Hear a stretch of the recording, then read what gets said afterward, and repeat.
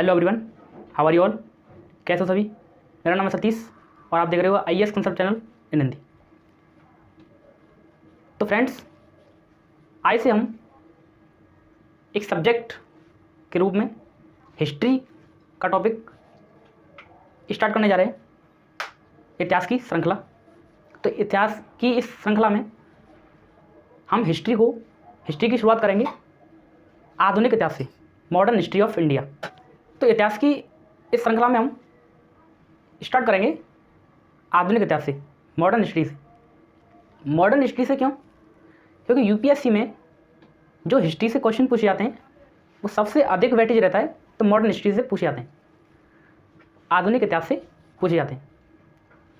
तो हम आज से स्टार्ट करने जा रहे हैं मॉडर्न हिस्ट्री, आधुनिक भारत का इतिहास। तो सबसे पहले हम समझते हैं इतिहास में कौन कौन से पार्ट पढ़ने होते हैं हमको। आधुनिक भारत के इतिहास को शुरू करने से पहले हम थोड़ा सा इतिहास के बारे में जानेंगे। इतिहास के कितने पार्ट होते हैं, कितने भागों में अध्ययन करना होता है, तो समझते हैं। देखो, इतिहास जो यूपीएससी की तैयारी जो बच्चे करते हैं, स्टूडेंट्स करते हैं, उस तैयारी में उनको इतिहास में पढ़ना होता है। इतिहास में पढ़ना होता है भारत का और विश्व का, भारत का और विश्व का इतिहास। भारत के इतिहास में प्राचीन भारत का इतिहास, एंशिएंट हिस्ट्री ऑफ इंडिया। दूसरा होता है मध्यकालीन, मिडिवल हिस्ट्री ऑफ इंडिया। इससे अगला होता है आधुनिक भारत का इतिहास, आधुनिक भारत का इतिहास, मॉडर्न हिस्ट्री ऑफ इंडिया। इससे अगला होता है, जब आप आधुनिक भारत का इतिहास पढ़ते हो और आधुनिक भारत में जब हम भारत को आज़ादी मिलती है, भारत स्वतंत्र होता है, तो उसके बाद में भी थोड़ा सा पार्ट बन जाता है इतिहास का, और वो है स्वतंत्रता के पश्चात भारत। स्वतंत्रता के पश्चात भारत, स्वतंत्रता के पश्चात भारत। तो कितने पार्ट हुए? प्राचीन, मध्यकालीन, आधुनिक और स्वतंत्रता के पश्चात भारत। जब आधुनिक भारत में अंग्रेजों से जब भारत स्वतंत्र होगा 1947 में, उसके बाद का जो भारत है, उसका अध्ययन इस वाले टॉपिक में करते हैं। इसके बाद में आता है विश्व का इतिहास। अब जब इतने पार्टों का अध्ययन कर लेंगे, इतिहास के इतने खंडों का अध्ययन कर लेंगे, तब इनमें जब मिक्सचर जो पॉइंट्स मिलते हैं उन्हीं का अध्ययन करते हैं कला एवं संस्कृति में, आर्ट एंड कल्चर में, कला एवं संस्कृति। तो नेक्स्ट टॉपिक क्या है? इतिहास का ही, कला एवं संस्कृति। तो इतिहास के कितने पार्ट हुए? प्राचीन, मध्यकालीन, आधुनिक, स्वतंत्रता के पश्चात भारत, विश्व, और इन्हीं के जो फैक्ट होते हैं इंपॉर्टेंट, वो आते हैं कला एवं संस्कृति में। तो अगला खंड क्या बना? इतिहास एवं कला एवं संस्कृति, आर्ट एंड कल्चर। अब देखो, प्राचीन, मध्यकालीन, आधुनिक, स्वतंत्रता के पश्चात भारत, विश्व इतिहास और कला एवं संस्कृति। जो ये मिडिवल हिस्ट्री है, मध्यकालीन भारत का इतिहास है, इसमें हम पढ़ते हैं दो। एक होता है, इसमें हम दो पढ़ते हैं। पहला होता है पूर्व मध्यकाल। तो मध्यकालीन भारत के भी दो पार्ट होते हैं। पहला होता है पूर्व मध्यकाल, यानी मध्यकाल से पूर्व का समय। इसमें हम अध्ययन करते हैं राजपूतों का, और इसी में हम अध्ययन करते हैं जो बाहर से आक्रमण हुए, मोहम्मद बिन कासिम, महमूद गजनवी, मोहम्मद गौरी, इन सभी का अध्ययन जो करते हैं पूर्व मध्यकाल में। और उसके बाद दिल्ली सल्तनत से और मुग़ल एम्पायर तक अध्ययन करते हैं। इसके बाद में दिल्ली सल्तनत से स्टार्ट हो जाता है मध्यकालीन भारत।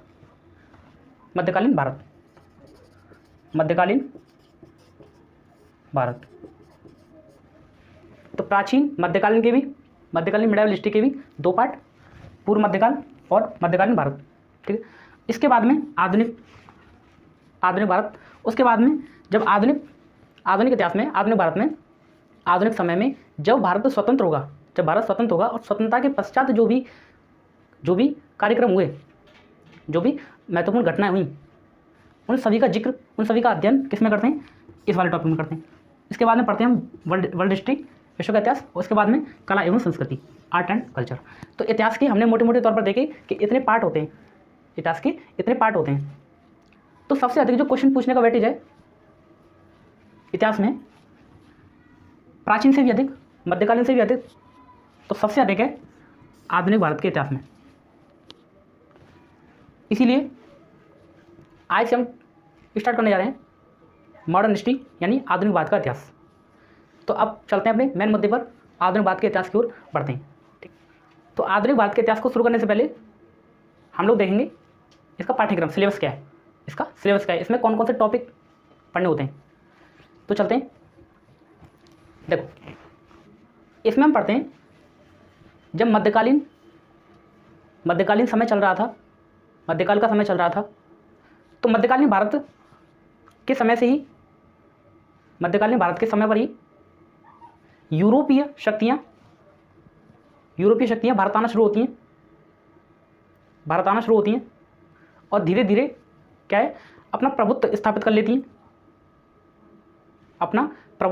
लेती हैं। और इन सभी यूरोपीय शक्तियों में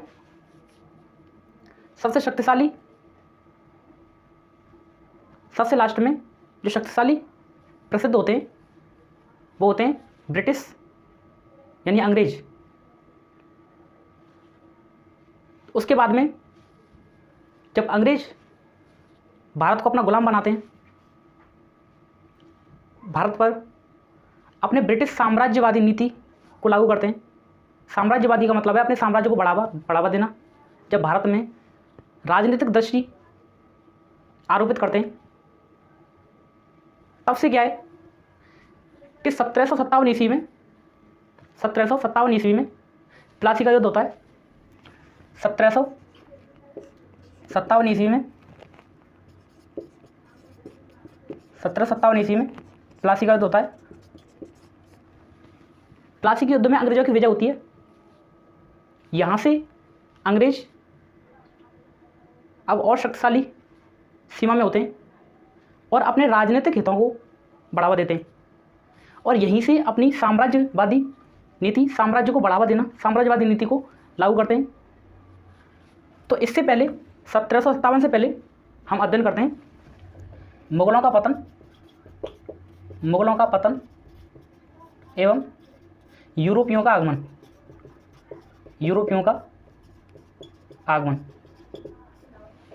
मुगलों का पतन और यूरोपियों का आगमन।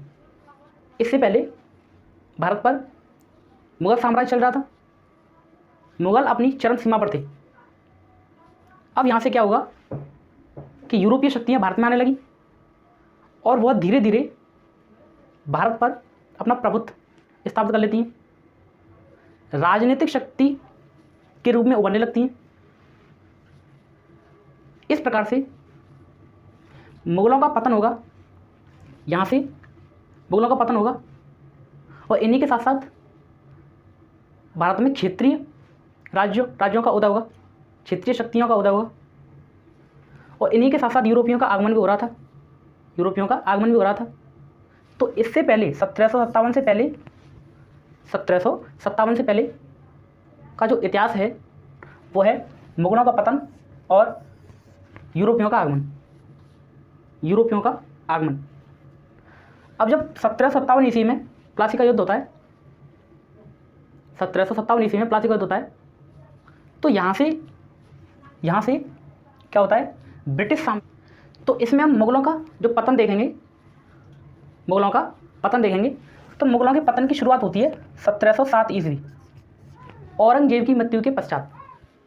तो मुगलों का पतन शुरू होता है 1707 से, और 1757 के बीच का जो समय काल है वो इतिहास है ये।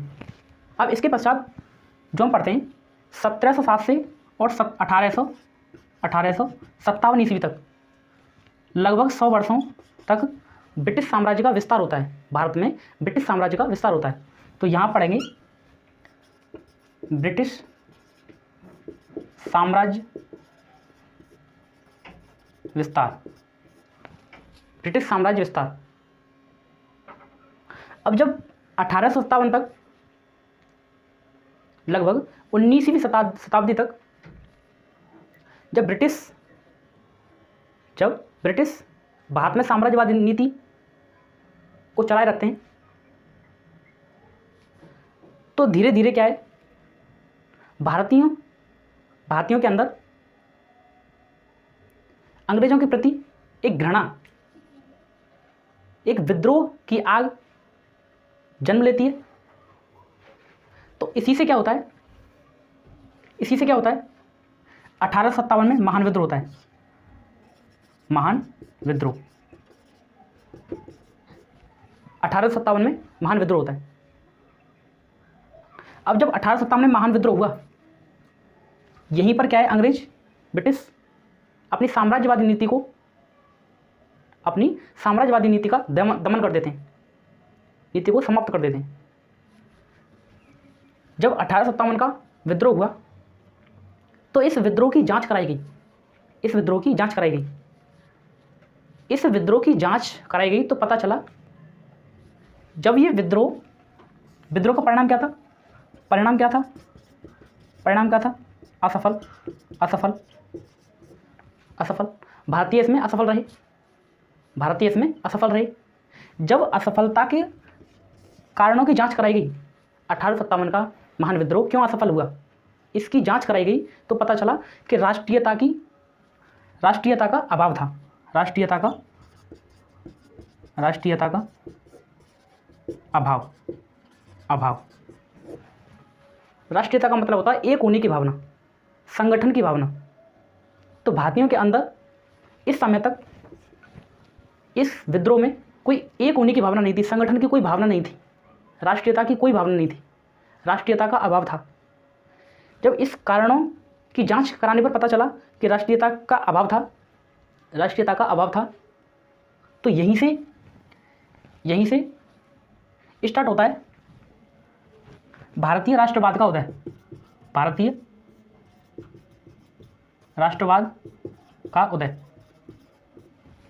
भारतीय राष्ट्रवाद का उदय।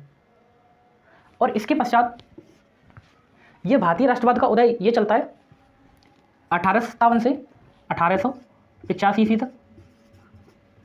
1857 से 1885 ईस्वी तक। और 1885 में जब कांग्रेस की स्थापना होती है, फिर यहाँ से स्टार्ट होता है भारतीय राष्ट्रीय आंदोलन। भारतीय राष्ट्रीय आंदोलन। भारतीय राष्ट्रीय आंदोलन ये 3 चरणों में चलते हैं। 3 चरणों में चलते हैं। कौन कौन से? पहला होता है नरमपंथी, दूसरा होता है गर्मपंथी, और तीसरा होता है, इसके बाद में फिर गांधी जी आ जाते हैं, गांधीवादी युग।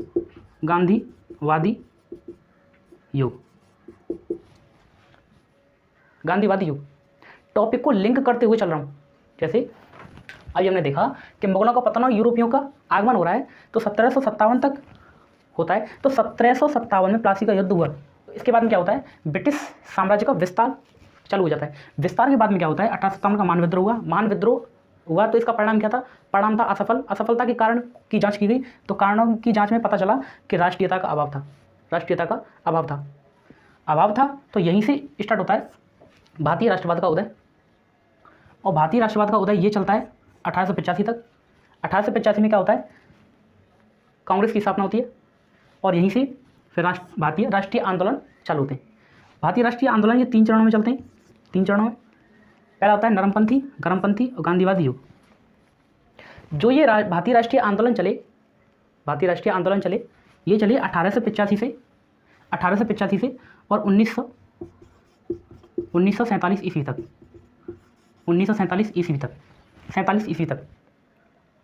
तो इसमें हम जो सिलेबस पढ़ेंगे इसमें जो सिलेबस पढ़ेंगे, आधुनिक भारत का इतिहास का जो सिलेबस है वो ये है, अब इसके बाद में स्टार्ट होगा स्वतंत्रता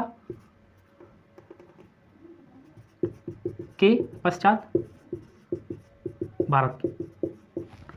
जब 1947 में भारत आज़ाद हुआ, यहीं से क्या है, स्वतंत्रता के पश्चात भारत।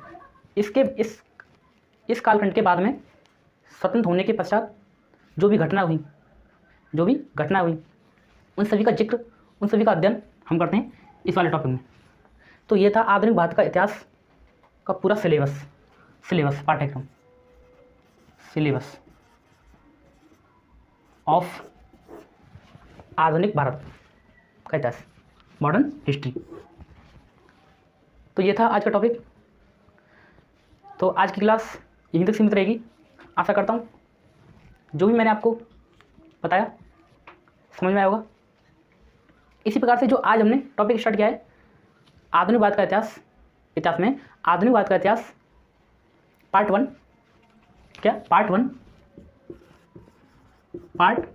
वन, और इसी के अनुसार पार्ट 1, पार्ट 2, पार्ट 3 इसी के अकॉर्डिंग हिस्ट्री की, मॉडर्न हिस्ट्री की प्लेलिस्ट बना दी जाएगी, और वहीं पर आपको topic wise, classes wise, serial wise सभी क्लासेस मिलेंगी। तो ये था आज का पहला टॉपिक। तो इसी प्रकार से मिलता हूँ नेक्स्ट वीडियो में ज़बरदस्त टॉपिक के साथ। तब तक के लिए जय हिंद, जय भारत।